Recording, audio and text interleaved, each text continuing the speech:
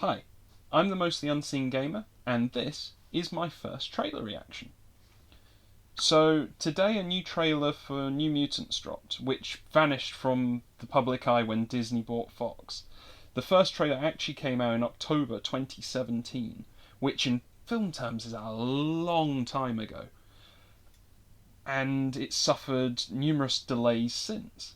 The New Mutants is a spin-off from the X-Men film series, I believe, and is based on the Marvel comics of the same name. I don't think it's going to have been changed to be in the MCU, but you never know whether Disney has plans to do a Time Runs Out Secret Wars crossover later, which, to be honest, could actually be very likely when you think that we've had Infinity War now, and it's only going to get bigger.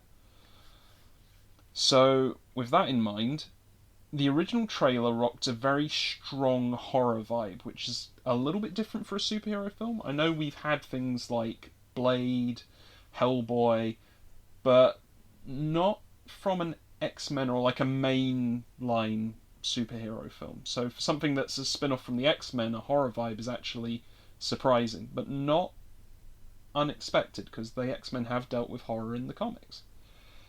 So with that in mind, let's watch the trailer and see whether Disney has changed it from what was originally shown, and whether it's kind of backed away from the horror vibe for a more MCU applicable vibe.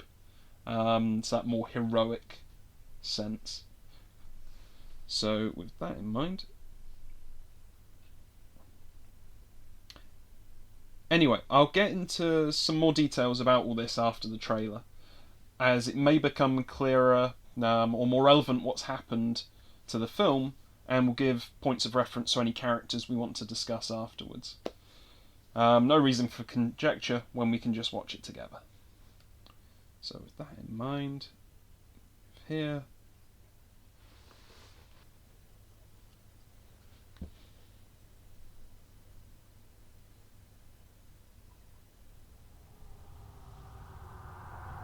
Okay, looks like it's still got that horror vibe. What's the last thing you remember, I Danny? had a glimpse into the past. Ooh, yeah, definitely got that horror vibe. He said we had to run.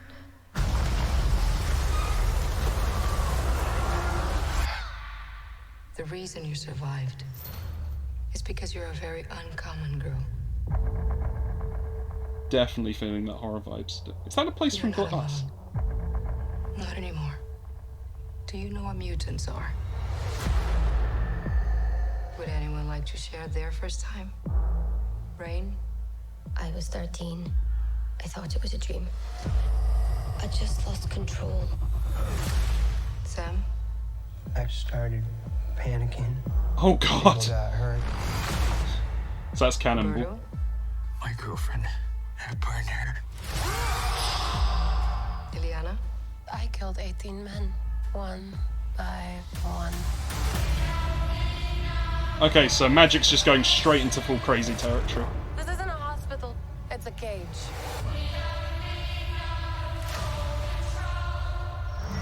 It's important we find out your power so we can help you get better. I saw something. I don't think she wanted me to see. Oh god, it's Silent Hill. I don't think we're here to get better. This place takes your greatest fear and makes you live through it until it kills you.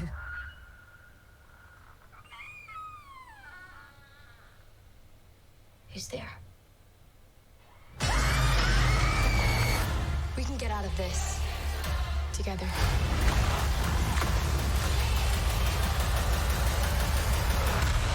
Oh shoot. Oh, they are freaking going there. Okay, so I'm glad I mentioned about waiting to watch the trailer to give some context. So I'm going to just wind this back a little bit and just discuss what we just saw at the end there. So, okay, so I'll go to that frame first. I might go back further for a better look, but Magic is famous in the comics for being several things. One being sister to Colossus, who has already been in the X-Men films. If you didn't remember him from X-Men 2, you'll probably remember him from the Deadpool films. He's a little bit different in those, but yeah, so Magik is his sister in the comics. Now, she's had a very complicated history, but originally she was a member of the New Mutants. She was a lot calmer, more collected, but, and I can only say, a lot of bad stuff happened. She's been a ruler of, I think, Limbo and Hell. She had like a demon form, but she uses a weapon called the Soul Sword, which is a sword made out of a fragment of her soul, I think. And it looks like that's what she was summoning. She's also famous for being one of the X-Men, for being able to make portals, which is how she got to Limbo and Hell. Considering the red in that portal, I want to say that maybe we're going to see some of that. Considering the stuff coming through, obvious implications and connections to demons, that could be quite literal. So, if we also have a look at what she was fighting, can we get a good look at it? So it's a giant cloud of smoke. Okay, so that's just there.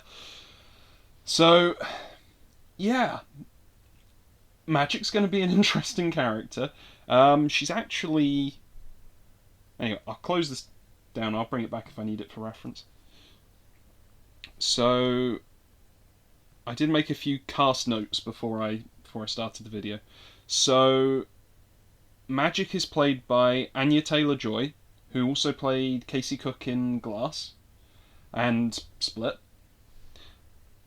So, I think Magik's going to be probably one of the most prominent characters in the film. I think she's got perhaps top billing on the cast list, other than like Maisie Williams and Antonio Banderas, and I'm going to go into that later. Cannonball is played by Charlie Heaton, who is probably most famous for playing Jonathan Byers in Stranger Things. So, and the reason I went, oh no, when it's like you see him, is his power is he projects himself like a cannonball. It's like literally his lower torso becomes engulfed in flame. He flies, at stupid high speeds. So the idea of him being topless in a bathroom, he's about to take off and probably demolish a good portion of that house. The other one that was a bit disconcerting there, I'm going to need to double check the character name, but yeah, the other one that was really disconcerting there, and I will show the clip again, is Sunspot during the meeting. Because... Okay, so... his powers are all heat-based. The reason he's called Sunspot, you can probably guess where this is going, is he kind of like goes full fire, heat projection, the works. I get the feeling he was probably swimming with a girlfriend or something in this scene. So that really creepy looking hand is probably her after his powers activate. And it's not going to be intentional, but that's going to be nasty. Because do we get to see her face? No, we just get surprise man. Okay, so some of the other cast members, just to cover which New Mutants are in the film, because they've already said they wanted to introduce Warlock in a later film, if they do one. This was obviously when it was under Fox's control rather than Disney's. Whether they continue it is another matter entirely. But the original plan was for Warlock to come later, who... it's a shame for me because he's one of my favourite New Mutants. So we've got Magik, who we've already discussed. We've got Wolfsbane, played by Maisie Williams, who I think is going to be the big draw for a lot of people. I get the feeling she'll be a prominent part in the film because of who she is, and because they don't want to advertise, hey, we've got someone from Game of Thrones and you guys love that still, right? And then say, they're in it for 2 minutes. So yeah, and Wolfsbane is a very popular a very popular character to fans of the New Mutants. So to underutilise her in the film would be a cruel twist to people who have been waiting for a film like this for a long time. I mean, I think Wolfsbane's even been in a lot of the animated series. Even if it's minor roles, she has appeared. Let's just take a look. So she was in the original X-Men animated series, on the X Factor team led by the government. So I think that was the episode with Iceman and Polaris in. She was also a minor character in X-Men Evolution, appearing in the background at the Institute a lot. And she was especially close to Sunspot in that, apparently, so maybe we'll see that in the film as well. She had appearance in Wolverine and the X-Men, which, unpopular opinion, is perhaps one of my favourite X-Men animated series. I know a lot of people will say, but Luke, the 90s X-Men! But that ran for a lot longer. That got 5 seasons. And yes, it does have one of my favourite X-Men stories, animated or otherwise, in Beyond Good and Evil, which was the season 4 finale, and originally planned as the finale to all of it. I absolutely love that, because you have every character, and it's a 4-part extravaganza. You've got Cable, you've got Bishop, you've got the Brotherhood, you've got Sinister, you've got Apocalypse, you've got, literally the list goes on. They fit pretty much everything they can into that story. So, but Wolverine and the X-Men gives me perhaps one of the best Nightcrawler moments, because he does a step-by-step teleport across the ocean. Because one of the downfalls of Nightcrawler's power is he can only really teleport to where he can see. It's incredibly dangerous to do otherwise. So he has to do this step-by-step teleporting to get across the ocean after he's been held prisoner. And it's extraordinary and heartbreaking to watch, because you can see the struggle he's going through. But anyway, this is off topic. Watch Wolverine and the X-Men, though. If you haven't, if you're an X-Men fan, you'll love it. So she made a small appearance in Wolverine and the X-Men in Hindsight, which I think was the opening to the series. And that was just her being taken in by the MRD, which was the Mutant Response Division. Or Mutant Response Department. So I touched upon earlier, there were delays for the film. Trailer was originally released in end of 2017, in October. It was planned, I think, for a February 2018, 2019 release. I think it might have been 2019. But it got... No, it was 2018.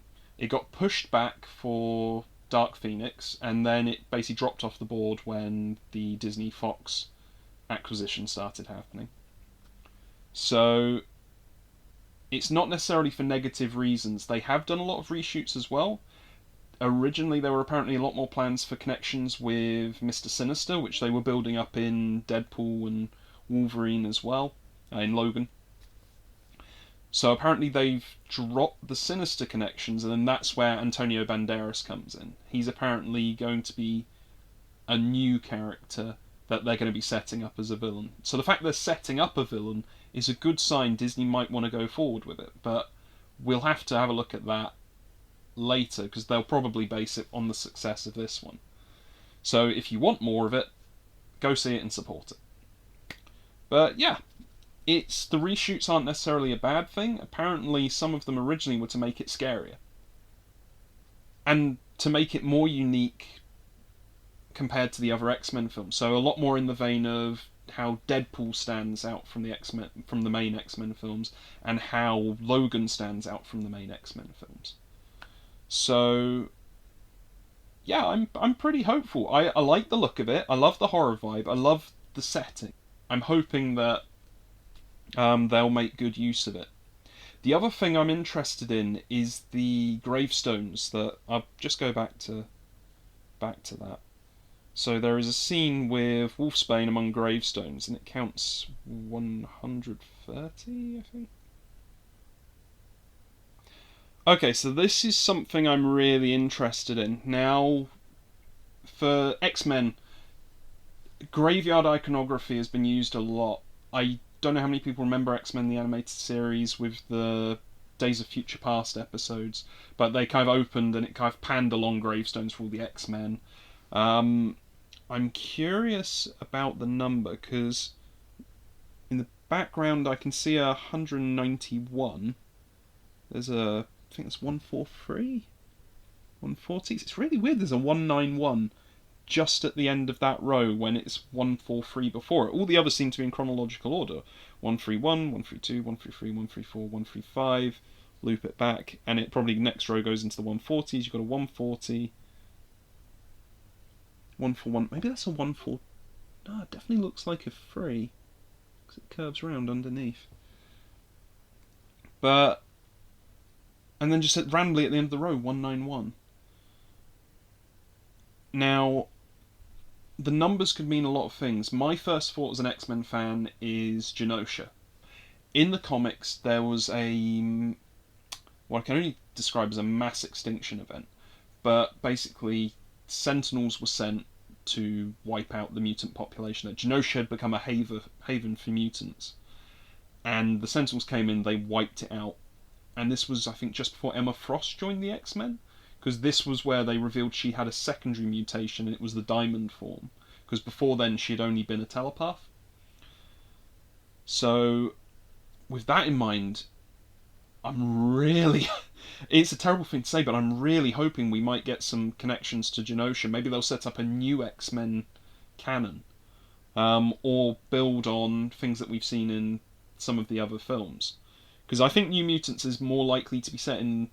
I know they're all meant to be set in the same universe, but it feels like it's going to be more akin to Deadpool's universe than... I think the main X-Men universe has become a bit messy now, because it's like, which is the correct future? Are we looking at Logan? Are we looking at the one shown at the end of Days of Future Past? Does Days of Future Past future happen before Logan? Which in that case would be incredibly tragic, because it's a lovely ending to a film. Yeah, there are so many potential scenarios that we could be going with. But as an X-Men fan, I'm hoping there's a Genosha connection. It might be to do with experiments on mutants, though. Because it could be that whoever's running this institute has been experimenting on them, they've been dying, and then they've been discarding the bodies, and they've just given them numbers. So this was experiment 131, 132, 191. I would be... Yeah, I'm really, really excited to see what that's about. I'm not sure there's much else I want to analyse in the trailer, so I'll leave this here, because I don't want to make this too long and waffly. And I still need to figure out how I'm going to edit all this together. But yeah, this is a slight change to your regular programming for today. But tomorrow we'll be back on track with XCOM 2: A Star Wars Story. And if any more trailers come up for New Mutants, or to be honest, anything else superhero or sci-fi related, I will probably cover it, because I'm a big comic book sci-fi nerd.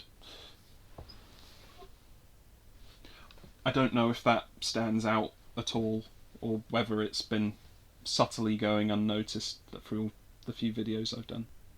Until next time, have a good time.